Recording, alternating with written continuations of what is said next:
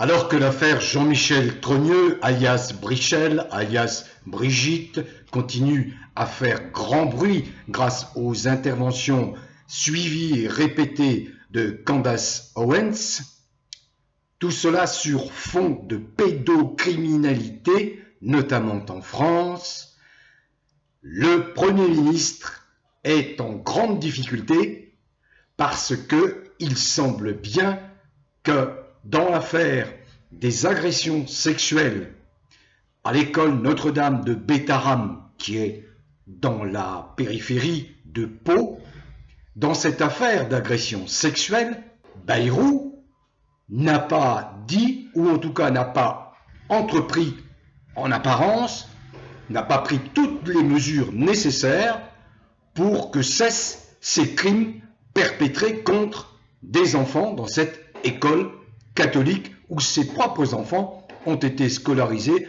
où son épouse même donnait des cours de catéchisme. Le problème pour Bayrou, c'est ce qu'il déclare à l'Assemblée nationale quand il est interpellé après la révélation de ces agressions sexuelles sur mineurs dans cette école privée de Bétharram. Écoutez-le.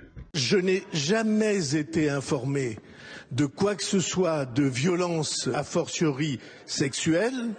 Jamais. Est-ce que vous croyez que nous aurions scolarisé nos enfants dans des établissements dont il aurait été soupçonné ou affirmé qu'il se passe des choses de cet ordre? En l'occurrence, son fils était déjà scolarisé à Notre-Dame de Bétharram lors des premières affaires de viol. Hier soir, le porte-parole des victimes de Bétharram a annoncé que François Bayrou l'avait enfin appelé. Il lui reprochait de n'avoir eu aucun mot pour les victimes depuis le début de l'affaire. Bayrou est pris en défaut. Il commet ce qui est grave devant l'Assemblée nationale et qui est pénalement réprimé. Il commet un faux témoignage. Parce que dès 1996, et c'est un reportage qui est réalisé par un journaliste local de Sud-Ouest, au moment de la visite de Douste Blazy, ministre de la Culture à l'époque, et de François Bayrou, ministre de l'Éducation nationale à l'époque, au moment de leur visite dans cet établissement privé, Bayrou a été interpellé par un parent qui lui a signalé ces violences. Et le journaliste l'a rapporté dans les colonnes de Sud-Ouest, dans l'article qu'il a fait paraître à la suite de la visite des deux ministres.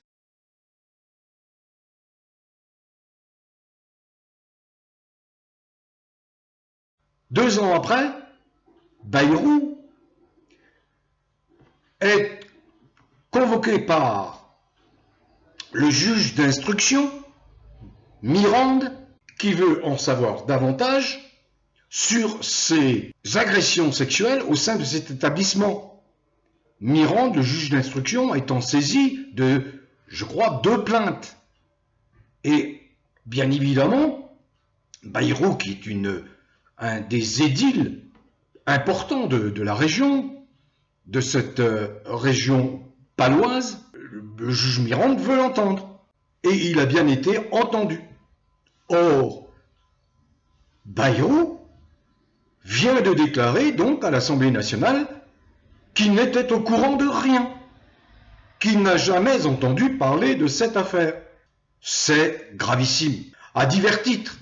Juridiquement, c'est un faux témoignage, c'est une dissimulation de vérité. Et puis sur le plan moral, ce monsieur, qui a été ministre plusieurs fois, qui a été ministre de la Justice pendant un petit mois à l'arrivée de Macron en 2017, et qui a dû partir pour des raisons de mise en cause de son parti, le MoDem, pour de faux emplois, des emplois fictifs.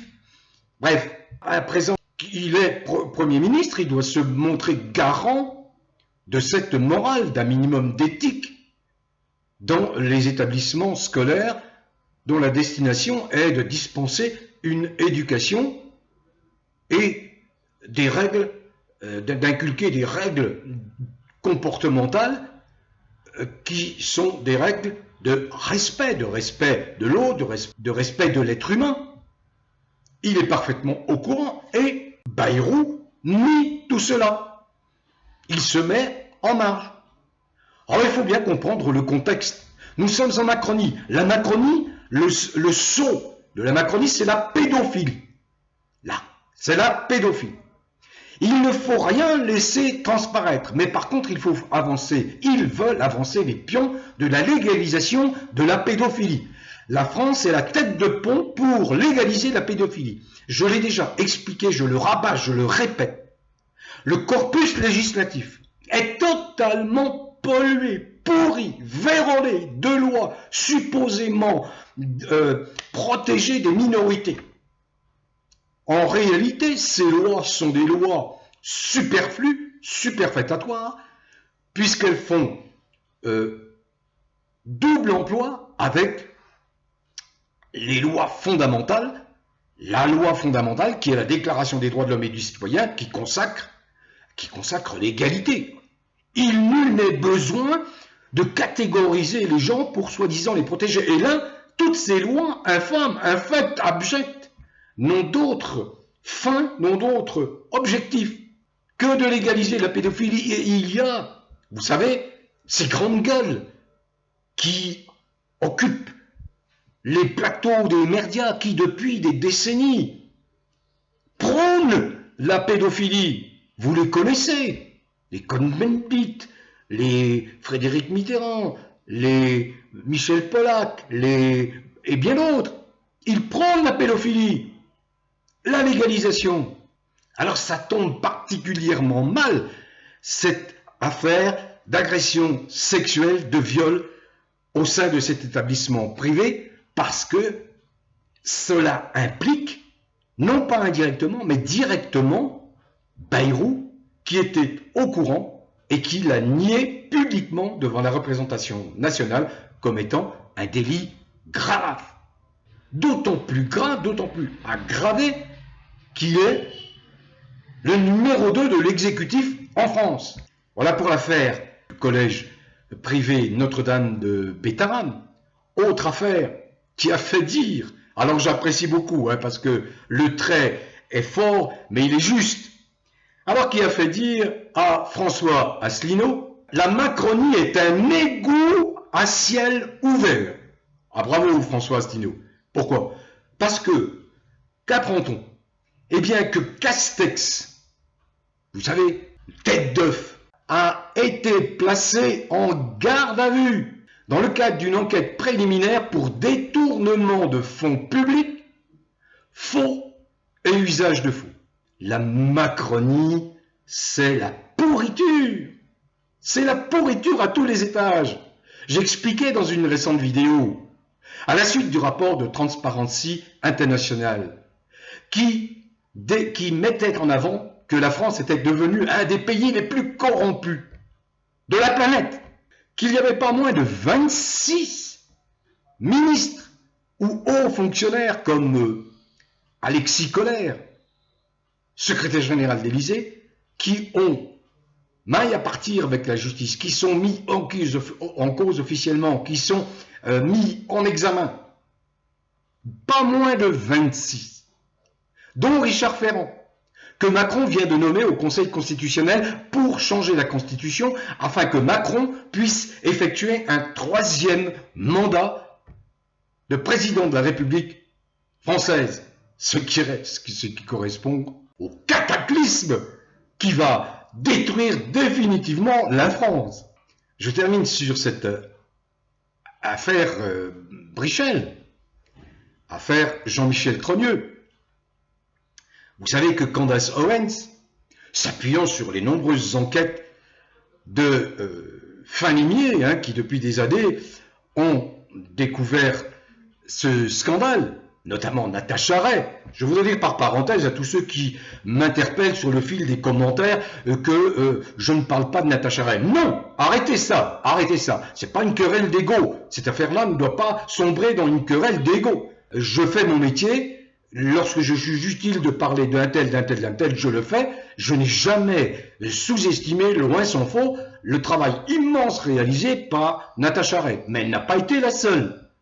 Voilà, c'est une question de médiatisation. À un moment donné, vous pouvez avoir travaillé, être le premier à avoir travaillé. Si votre travail n'a pas été médiatisé, on pense que vous n'êtes pas à l'origine. Mais il y a beaucoup de gens qui ont travaillé. Il n'y a pas que Natacha Ray. Mais encore une fois, je ne manquerai jamais de souligner son apport immense dans la réalisation, dans la révélation de la vérité s'agissant de cette affaire ténébreuse, scabreuse. Alors, je reviens à Jean-Michel Trogneux, à qui j'ai souhaité un bon anniversaire le 11 février dernier, avec un jour de retard, et je m'en suis excusé auprès de lui, auprès de son fantôme, ou de l'Arlésienne, je ne sais pas, parce que je le cherche, comme tout le monde, je le cherche, je n'arrive pas à le trouver. Alors là, donc comme certains passent leur temps, surtout la cellule dédiée, créée par Macron, cellule créée à l'Élysée, dédiée à la lutte contre les sales, mauvais, méchants complotistes que nous sommes et qui ne lâchons pas la grappe à son acolyte, son femme ou sa homme, on ne sait pas, hein. De Macron, donc il a créé une cellule, il a nommé des hauts fonctionnaires que nous rétribuons, que nous payons pour empêcher que la vérité éclate. Hein, c'est pas le moindre des paradoxes, vous voyez. Nous payons des hauts fonctionnaires qui sont dans une cellule créée par Macron pour contrer l'émergence de la vérité s'agissant de son femme ou de sa homme, dénommé Jean-Michel ou Brichel ou Brigitte, enfin peu importe. Donc, il y a un fait absolument incontestable, et je publie ça, c'est que effectivement, l'état civil d'Amiens a été sollicité et a répondu s'agissant de l'acte de naissance d'un dénommé Jean-Michel Trogneux, né 11 février 1945. Regardez.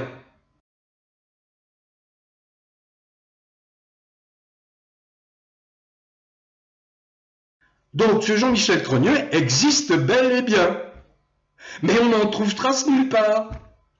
Il s'est dissous, évaporé par la magie macronienne. Nul doute que une affaire prend également une grande ampleur sur le plan national, c'est la dissimulation des faits graves criminels perpétrés à l'école, au collège Notre-Dame de Bétharram par François Bayrou, le Premier ministre. Et je vous ai donné les éléments qui prouvent qu'il ment et hontément. Il ment. Qui protège-t-il? Quel est son intérêt? Alors que nous avons des éléments qui le mettent directement en cause. Bon vent à tous. Continuez néanmoins à cultiver le bien-être, c'est mon leitmotiv. Je sais pourquoi je vous le dis, je sais pourquoi je le rabats, je sais pourquoi j'enfonce le clou. Car vous avez en face de vous le mal absolu incarné par Macron, la Macronie, tous ses collabos, tous ses députés coupables, lâches, indignes de porter l'écharpe tricolore. Je rappelle que François Asselineau, les deux souverainistes en tout cas, François Asselineau et Florian Philippot, appellent urgemment à la destitution de Macron. Destitution immédiate, sans attendre. Allez, les petits députés lâches de tous les partis, en particulier ces partis de gauche, qui ont permis à Macron d'être élu en 2017, trahissant tout le peuple qui souffre le plus. Et en 2022, on remet ça au nom du Front républicain. Quelle honte! Vous n'avez plus la confiance des gens humbles, des gens modestes qui en bavent, qui en chient, qui comptaient sur vous pour les défendre.